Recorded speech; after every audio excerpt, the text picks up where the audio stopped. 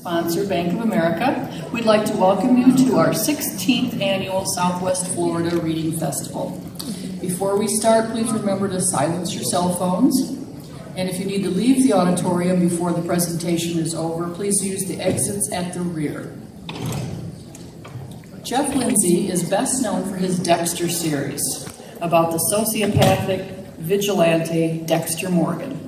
The series debuted in 2004 with Darkly Dreaming Dexter and formed the basis of the hit Showtime series Dexter, which debuted in 2006. Prior to the Dexter books, Jeff co-wrote many of his earlier works with his wife, Hillary Hemingway. The final Dexter novel, Dexter's Dead, promises to be a thrilling and definitive conclusion to the best-selling series, and that will be set to release this July. So let's please welcome Jeff Lindsay.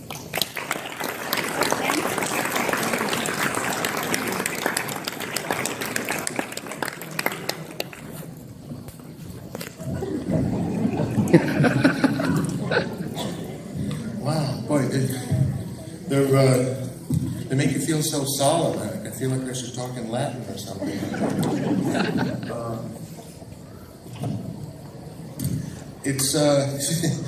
They told me I should probably speak for 20 to 40 minutes, and they didn't give me any suggestions on what to say.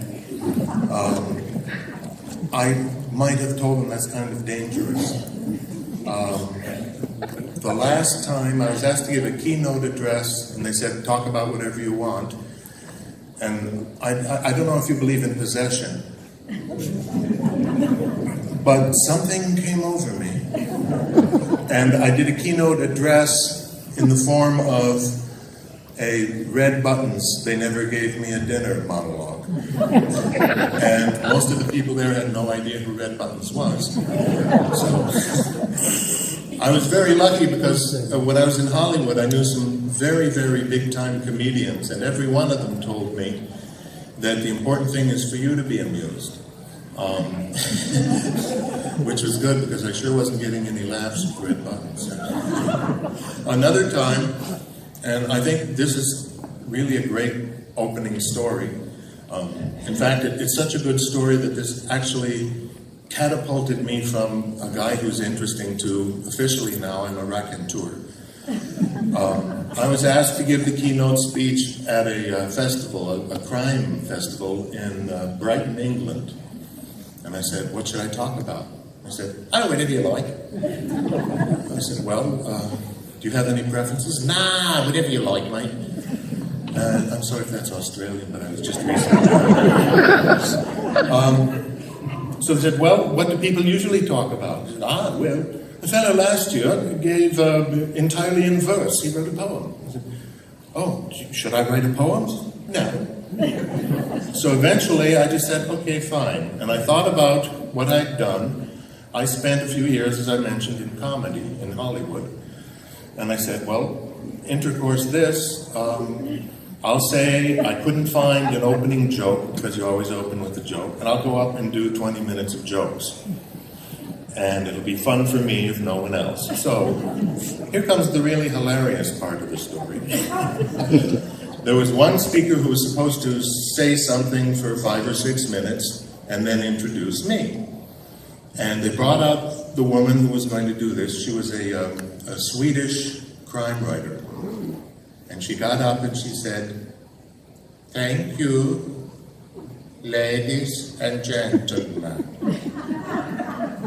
I would like to tell a story.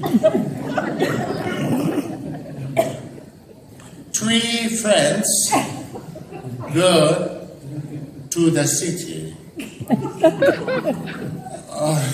The story is about one of the friends. I'm going back to, so we're not here all night. The story is that one of the friends buys a bunny suit in the city, and he puts it on, and they keep going to places like bars and football games and so on, and he's wearing the bunny suit. And the entire audience of maybe 1,200 people keeps going, yeah, and nothing happens. He's just wearing the bunny suit. And this went on for 15 minutes, and I can see the audience sagging. And she comes to the conclusion like this. Finally, they decide to go home. They go to the road, still wearing the bunny suit. He thinks it is maybe funny if he lies in the road in the bunny suit. So he does.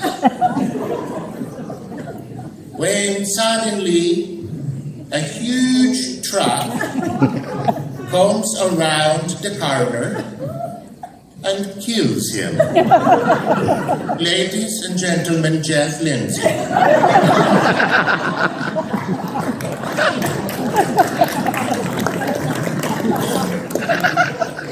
Thank you. Two writers get on a streetcar. So that was my very best introduction of all time. And I really don't have anything picked today to torture you with, except I always feel funny about this, but when I just ask for questions, which I will do in a minute, people ask questions about me as well as about Dexter, and it makes me a little uncomfortable because I don't know anyone nearly as dull as I am. And I feel very funny talking about myself because my mother was, well, a few hundred years ago she would have been a Puritan, but she raised me according to very strict old-fashioned standards, and talking about yourself is almost as bad as talking with food in your mouth. But because people ask, I'm trying to learn to do it a little. So if there are more than three hands going like this, I'll stop talking about me. But the questions people want to know mostly seem to be, how do you become a writer? And I have come to believe that it's not a job, it's a vocation. The difference is a job is something you do because you need to have a job, and a vocation is something you can't help doing. And this has been my course in life. As I said, I was in comedy for a while. That's only one thing. I've had, if I list them all, I think I should be on almost every page in the Yellow Pages, if they still had those. But somehow, everything I did led me back to writing. As an example, when I was in comedy,